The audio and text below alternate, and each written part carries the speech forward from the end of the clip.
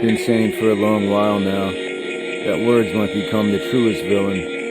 To compose without all this babbling would be freeing, when you merely allow the music to direct the healing, and the harmony gets easier then, without words to misinterpret, whether motivated by nefarious worship or warship, or trolls that sprint to the shade to keep a vice grip on the hip of the cryptic. Never even knew what gaslit meant, just eat, sleep, and pay the rent. Then more of those darn potent words converse within to set the script.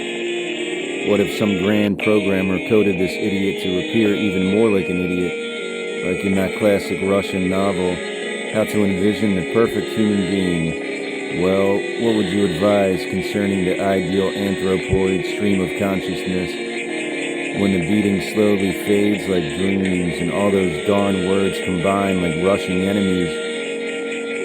If this tribute velvet amounts to anything, I dearly hope that these idiotic words will lead to less words until there are no words left and just ambient textures to peel back the onion of bliss.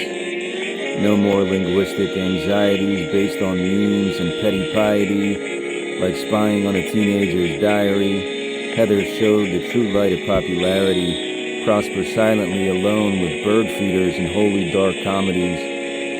Feeling like the ozone depleted by scientifically stagnant, altered realities.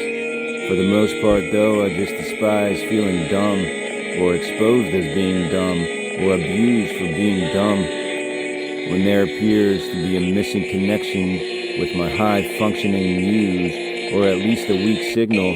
Raid the 5G merrily. Communication breaks down similarly, and what's the half-life to settle this broker translation? Lost in those bedwetting words again. But hey, it's got to be close to the end of this album of songs, littered with all those demanding, sun-dried, illogically persistent words. So, I will now luckily return to my Seuss books, with hopeful words not so equipped for entrapment, or his green eggs and ham really some convoluted political statement. For the wisest of the wise often state that any words can be manipulated, with similar penalties for art, thoughts, and neurological candy, like all those high crimes marred with coincidental containment, when the contact traces the inevitable cracked pavement. Yet still more and more words emerge to trap the spirit in the digital purge. Might I eat now, sleep proud, drink from the fountain reserved for the outcast, and make some of that cash, but still worship the cow, with some more words likely on the prowl to seduce and reduce meaning like a poisoned apple to the juicer. But if the dosage hits just right, it might inspire others to follow this rhyme and add more of those redundant phrases to the crowd, with mixed metaphors and some whimsical notes regarding our about-to-pop culture, with countless cliches and edited streams, like counting sheep while subconsciously withholding sleep, and the dementia, until at least the album completes, until at best the lunatic ascends. It seems that singularity is back in fashion again, this time without the guilt to ration. No more shame to embrace like a broken companion, until the news amends the headlines in red, fear of the death and delivered dissent, until those fabled words appease the global trapeze and mime the applause, not for fame but for the love, and to be loved. But love was all there was to love, and love don't take a lot to love, through the wonder of fall. Until the winter wagers that were to the wise withdraw. Might I sleep without the callback or notation, these closing words like a sentence, to punish the remnants of a cloned idiot's mindless congestion, hopefully marked with a love contagious.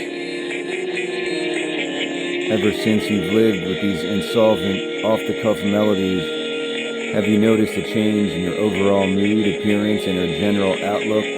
If you actually paid attention to the majority of this jumbled nonsense, were there any frequencies that medicated the torch? Editing is probably more of the chore. Yet another reason to just ignore all those darn meddlesome words, which make me sound more and more like the idiot restored, from that famous Russian novel that provided solace, by that famous Russian novelist that I thought I could mimic with some of my own unchained concepts. But I guess all that speech freed remains a worthy enough reason to continue this repetitious gamble of diction, addicted to the future with phrases to anoint every breath.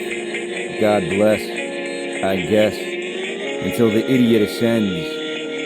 If this tribute velvet ever ends or truly passes the eye test of those gatekeepers annoyed by the inner dread, put it all on black or red, black or red, black or red, God bless, I guess. The love finally commits, God bless, I guess. Roses are red, God bless, I guess. Those pesky words ever relentless, God bless, I guess.